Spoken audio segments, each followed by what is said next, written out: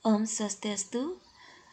Nah, anak-anak, semoga kalian dalam keadaan sehat dan selalu dalam lindungan Ide Sang Hyang Widi Wasi. Seperti biasa, sebelum memulai pembelajaran kali ini, marilah kita memuja Ide Sang Hyang Widi Wasi dengan mantra Guru Puja. Om Guru Brahma, Guru Wisnu, Guru Dewa Maheswara, Guru Saksat Param Brahma, Tasmai Sri Guruve Namah. Om Santi Santi Santi. Nah, anak-anak, hari ini Ibu akan menjelaskan mengenai Saptarsi. Dimana dalam pertemuan kita yang sebelumnya Ibu menjelaskan mengenai kisah dari Maharesi Girtsamada. Nah, sekarang Ibu akan melanjutkan mengenai kisah 7 Maharesi lainnya. Baik, dengarkan baik-baik ya apa yang Ibu jelaskan.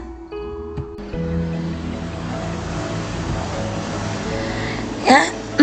Nah, berikut Ibu akan menjelaskan mengenai Maharesi Wiswamitra. Maharesi Wiswamitra itu adalah Maharesi penerima wahyu Rigveda Mandala 3. Nah, sebelum dia menjadi seorang resi, Maharesi Wiswamitra ini adalah seorang kesatria. Kenapa dia seorang kesatria? Karena dia dahulunya adalah seorang raja. Ya, jadi seorang raja itu masuk ke dalam golongan kesatria. Nah, beliau meninggalkan kerajaannya dan beliau sering melakukan tapa brata ke dalam hutan.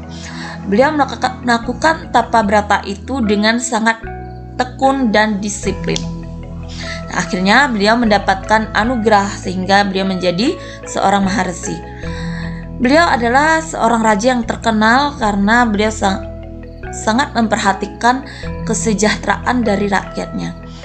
Nah, keuletan beliau dalam melakukan meditasi dan tapa brata ini membuat beliau mampu mendengarkan sabda suci dari Sang Hyang Widi. Ingat ya, Ibu kan pernah menjelaskan di mana hanya orang yang hatinya bersih, hanya orang yang suci yang dapat mendengarkan sabda-sabda dari Ide Sang Hyang Widi Wasi, maupun dia bisa melihat dari kesucian Ide Sang Hyang Widi Wasi lewat sinar sucinya, ataupun juga bisa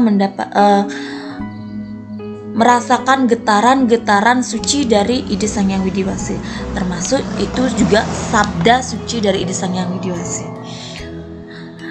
Nah, sehingga kemudian dari sabda suci yang beliau dengarkan ini kemudian beliau kumpulkan dan tulis menjadi sebuah kitab suci Rigveda, yakni kitab suci Rigveda Mandala 3. Nah, berikut Ibu akan jelaskan mengenai Maharesi Wamadewa ya. Maharesi Wamadewa itu adalah seorang maharesi yang sangat suci karena beliau disebut Brahmana yang sempurna. Beliau dikatakan sebagai Brahmana sempurna itu karena semenjak di dalam kandungan ibunya, beliau telah mampu menunjukkan keajaiban-keajaiban sejak kecil. Nah, beliau sering bicara dengan Dewa Indra, juga berbicara dengan Dewa Aditi. Nah, kemampuan beliau inilah yang menunjukkan bahwa beliau memiliki kelebihan dibandingkan dari orang kebanyakan. Maharesi Wamadewa ini sejak kecil selalu disiplin diri untuk mendekatkan diri kepada Sang Hyang Widi, sehingga beliau mendapat wahyu. Wahyu yang beliau terima ini kemudian disebut dengan Rigveda Mandala 4. Nah, berikut Ibu akan jelaskan mengenai Maharesi Atri. Nah, Maharesi Atri ini menyusun Rigveda Mandala 5. Maharesi Atri itu lahir di lingkungan keluarga Brahmana.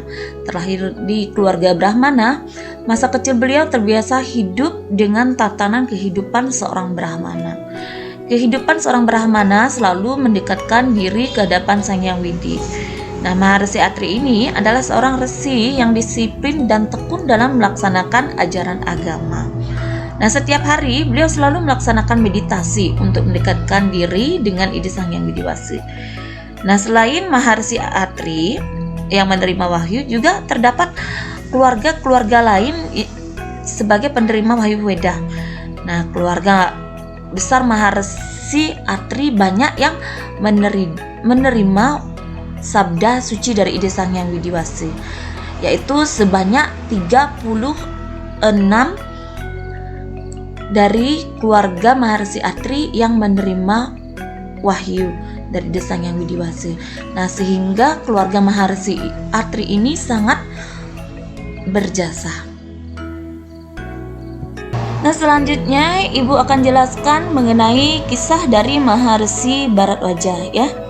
Nah, Maharsi Bharadwaja ini beliau sangat berjasa dalam mengumpulkan ayat-ayat suci Rigveda Mandala 6. Nah, sebagian besar ayat-ayat Rigveda ini diterima oleh beliau karena kesucian hatinya. Selain beliau, terdapat juga nama-nama lain yang dihubungkan dengan beliau sebagai keluarganya.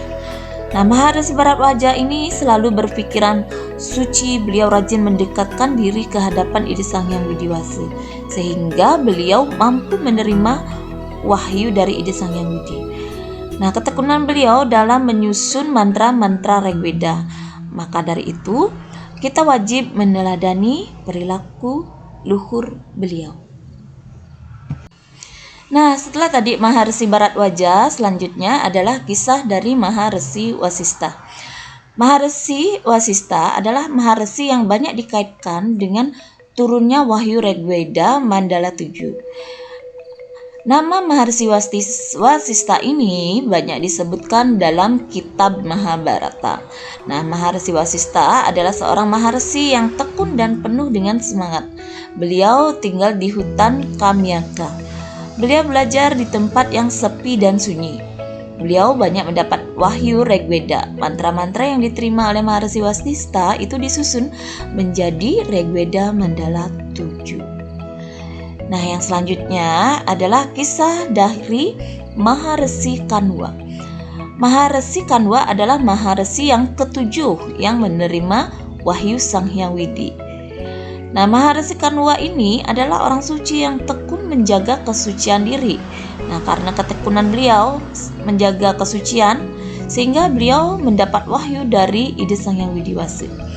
Nah, selain itu beliau juga sangat dikagumi karena kesabaran dan kebijaksanaannya. Wahyu-wahyu yang diterima beliau itu disusun menjadi Rigveda Mandala 8. Nah, anak-anak, demikian tadi kisah dari 7 Maharsi, yakni Maharsi Gitsamada, Wiswamitra, Wamadewa, Atri, Bharadwaja, Wasista, dan Maharsi Kanwa. Nah, semoga kalian bisa paham apa yang Ibu jelaskan, dan Ibu minta tolong untuk kalian pelajari apa yang Ibu jelaskan ya.